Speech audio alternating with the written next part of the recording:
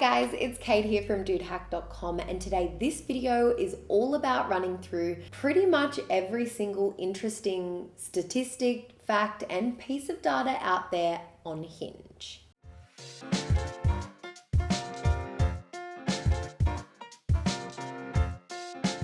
The average age of a Hinge user is 25, and Hinge is the second most popular dating app in Canada. Now, if you're a Canadian 25-year-old who is bored by both of these revelations, don't worry. We have plenty more interesting Hinge facts moving into this video. Stick around to find out all about the app that's designed to be deleted. But first, a little reminder, my name is Kate from dudehack.com, a website that is all things dating. Make sure you check out Dude Hack's dating app quiz. This is going to tell you what app is best suited to you. Also, please consider subscribing as it tells the algorithm that you want to see more of me and Steve, and we can keep making these videos. All right, let's get started. So who uses Hinge? Nobody wants to feel like the odd one out. Ending up on the wrong dating app is like turning up to a dinner party that everyone's speaking French at. It's alienating, and you're certainly not going to make many friends. So who uses Hinge? Predominantly, it's young people, aged 23 to 36. Hinge users tend to be college graduates in employment and looking for a long-term relationship. 90% of Hinge users are aged between 23 and 36, 49% of users are aged between 18 and 29, and just 2% of Hinge users are over 50. A quick bit of math reveals that 8% of Hinge users are aged between 37 and 49. The minimum age for Hinge users is 18. 64% of Hinge users are male and 36 are female. So men outnumber women around 2 to 1 on Hinge. That may not sound great for the guys, but actually it's a better ratio than Tinder or OkCupid. Unfortunately, we don't have data about non-binary and trans Hinge users, but Hinge does have a non-binary option in its gender selection menu.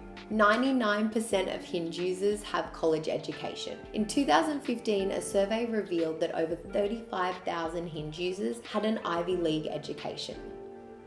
And Hinge users are likely to be in current employment. The most popular industries on Hinge are media, fashion, banking, and consulting. Now, sometimes liking and commenting on Hinge can feel like shouting into the void. So what percentage of Hinge users are active? Fortunately, at least 3 out of 4 of the users that Hinge algorithm shows you are active, meaning they've been online in the app for the last 3 days. So going on Hinge isn't really like shouting into the void. There are 6 million active monthly users on Hinge. According to Hinge's Director of Communications, Jean-Marie McGrath, 75% of Hinge users the app shows you have been active in the last 3 days.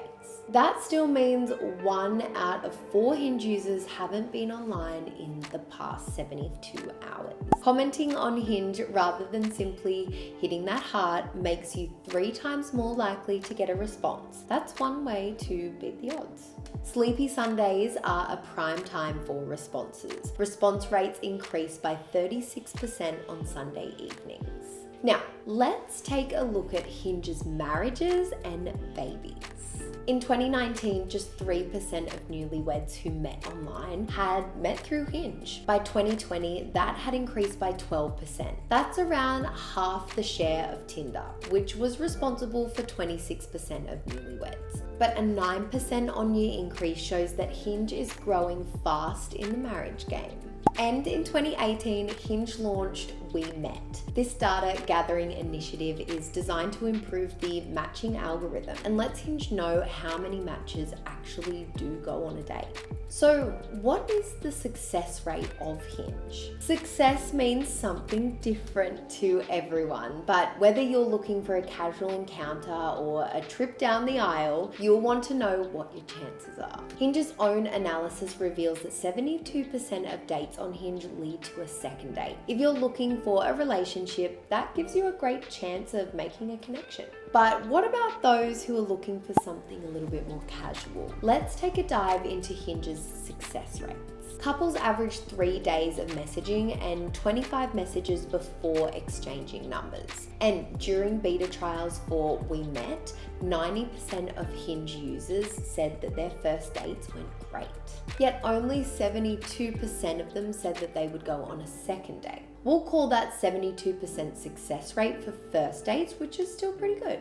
You can lean on Hinge's most compatible feature for a higher success rate. This provides you with one match it's sure you'll love.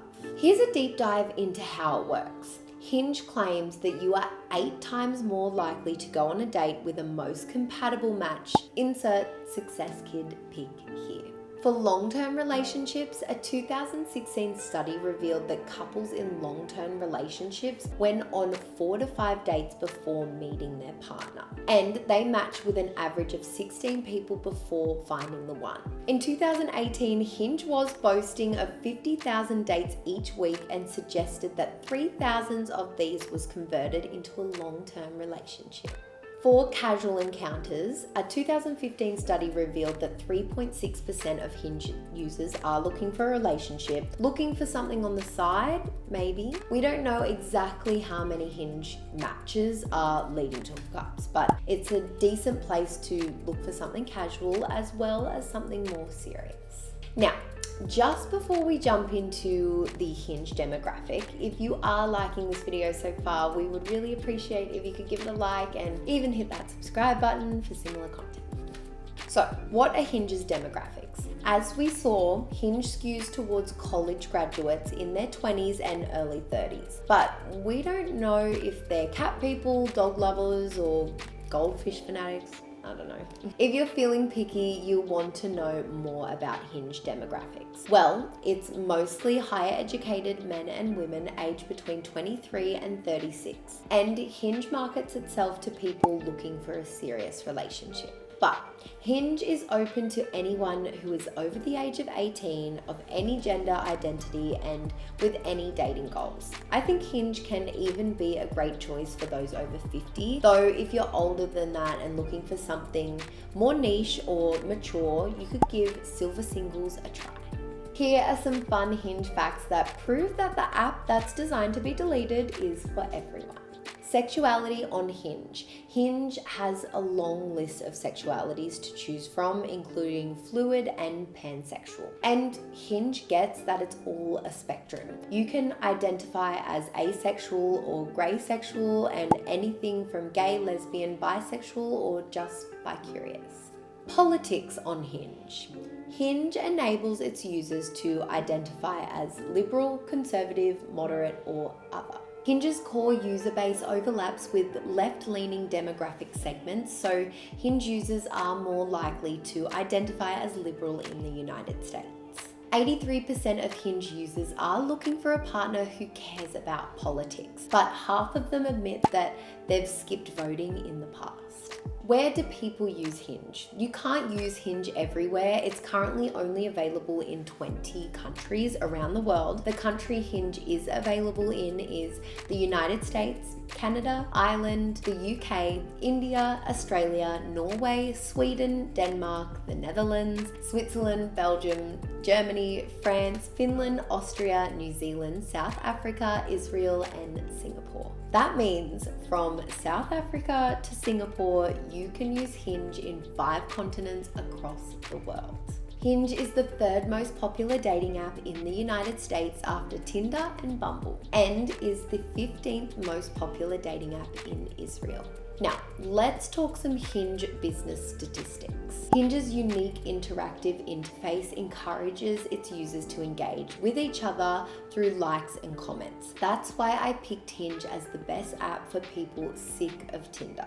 And plenty of others feel the same way. Now let's see how Hinge's is faring in the business world. When work began on Hinge in 2011, its creator was a recovering alcoholic. He was seeking to build an alternative space for romantic connections to bar culture in the United States.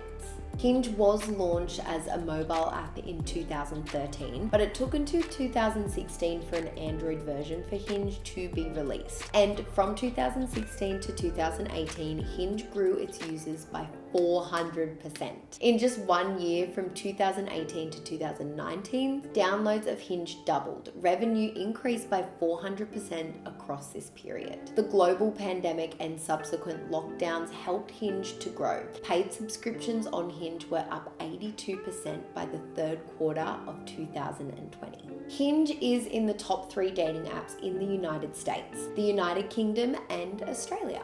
And as of 2022, Hinge is valued at $6.4 billion.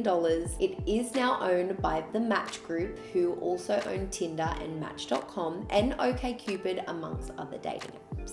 Dating apps provide for a fascinating conversation, from the political struggles of the United States to the evolution of our understanding of gender and sexual identity. Dating apps are perhaps surprisingly at the forefront of the debate. They show who we are and who we want to be seen as.